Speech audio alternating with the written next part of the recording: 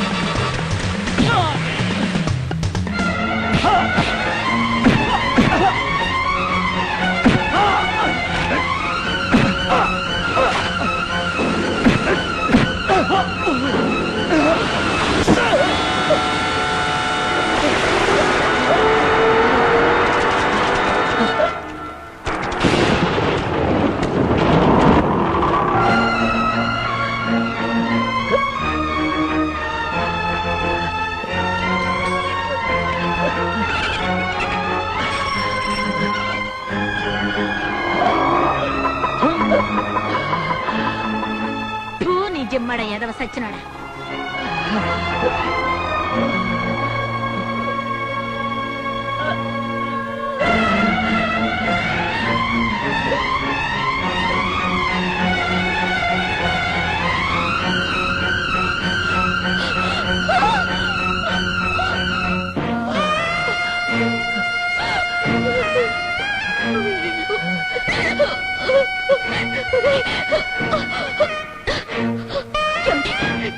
బాయ్ని hospital తీసుకెళ్ళాలి, కొంచెం సహాయం చేయండి. హాస్పిటల్ వెళ్ళాలి.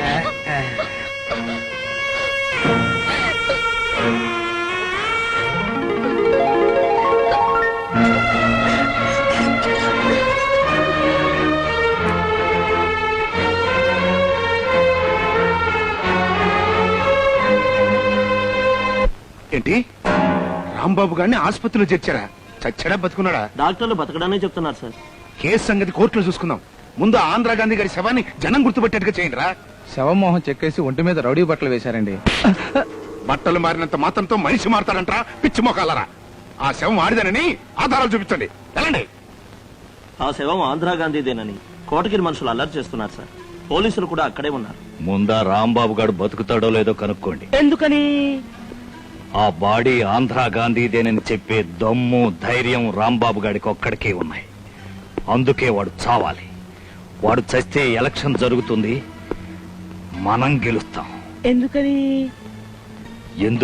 ఎందుకని నసపెట్టడం మాని హాస్పిటల్లో ఉన్న రాంబాబు ఊపిరాగిపోయే ఏర్పాట్లు చూడండి.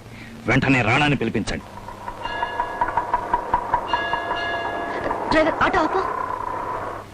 ఇక్కడెందుకు ఆపుతున్నావు? నువ్వు త్వరగా కోలుకుంటే సత్తమ్మ తల్లికి కొబ్బరికాయ కొడతానని మొక్కుకున్నాను. వెళ్ళిరా. ఏం బాబు, ఆరోగ్యంగా ఉన్నావా? చూడయ్యా, నువ్వు ఆసుపత్రి పాలైనప్పటి నుంచి జానకి పచ్చి మంచినీళ్ళు కూడా ముట్టలేదయ్యా. ఎన్ని దేవుళ్లకు ముక్కిందో, ఎన్ని అంగ ప్రదర్శనాలు చేసిందో. ద్వేషించవలసిన మనిషిని ప్రేమించగలిగే గొప్ప హృదయం భగవంతుడు ఆమెకిచ్చాడు. ఆ రుణం నువ్వు ఎలా తీర్చుకుంటావో.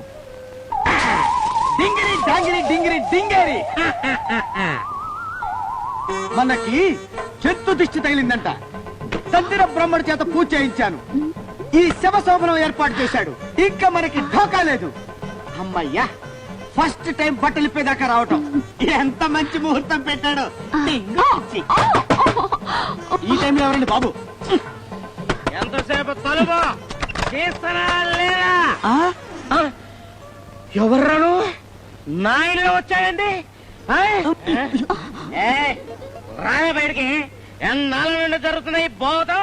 రా బయటికి. ఒరే గరటయ్య, మా ఇంటికి వచ్చి నా పెళ్ళాన్ని ఇష్టం వచ్చాడు మాట్లాడతావా? నీ పెళ్ళం ఎస్. గట్లనా? ఏమి వంచకి ఇదంతా మోసం, కుట్ర, తంత్రం, పంచం. ఆకు ఒక్క సున్నం తొక్క ఏంట్రా నువ్వు మాట్లాడేది బొక్క? నా శోభనం గదిలో దూరింది కాక నా పెళ్ళాన్ని పట్టుకొని వచ్చి కేటవా?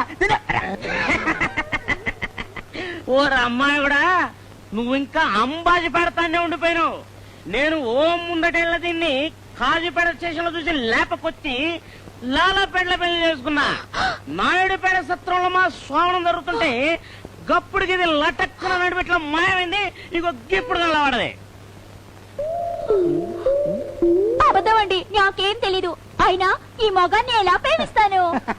కంచి ధర్మరం ఆరండి ఫుల్ ఆయిల్ మస్తు రకాల చీరలు రోజుకొక లెక్కన వాడచ్చు, తప్పులే.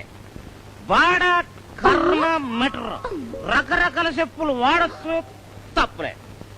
బొట్టు కాటుగా గాజులు ఎయ్యైనా వాడచ్చు, తప్పులేదు. కానీ మొగుణ్ణి మాత్రం మార్చబడే సావిత్రి. సావిత్రి సావిత్ర రే సన్నాసి, బైరాగి, బండారి, పిండారి, తాగపోతే ఎదవా. ఇది సావిత్రి కాదురా. నీ పని చెప్తాను రా.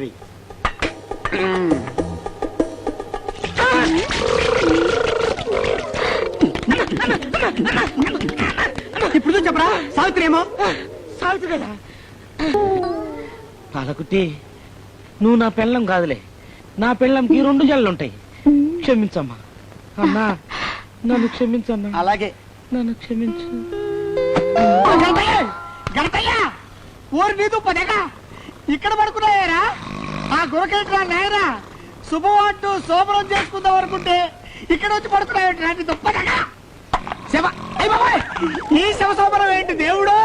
అయ్యో, ఏ ముహూర్తాలు శోభనం పెట్టుకున్నానో కానీ మొట్టమొదటి రోజు పావులోడు పాలోడు పెళ్ళావు లేచిపోయిందని ఒకడు, ఈ తాగుబోతాడు, వీళ్ళందరూ ఇక్కడే చావాలా? నో, మనకి శోభనం వచ్చి రాలేదు, రేపే.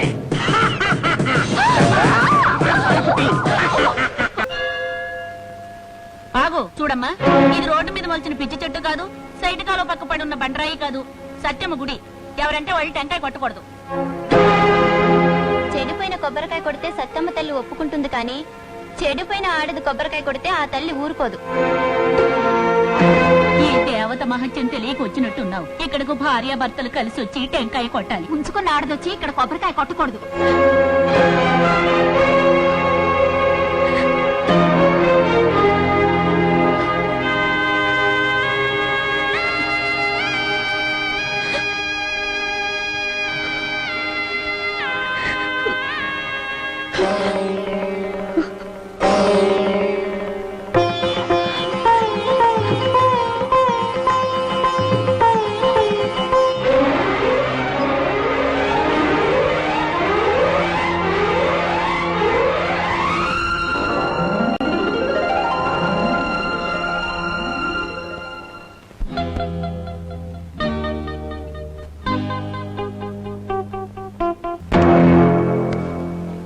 రాంబాబు గడు ఏం చేస్తున్నాడరా?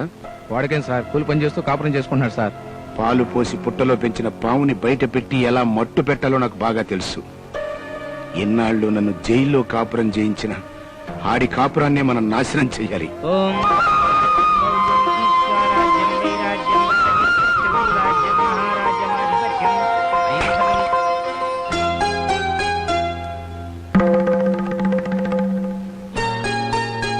భయపడకండమ్మా. ఎన్నాళ్ళు దేవుడంటే గుడిలో రాయి మాత్రమే అనుకున్నాను. కానీ ఈరోజు ఆ రాత్రి మొక్కే మనుషుల్లో కూడా దేవుణ్ణి చూస్తున్నాను.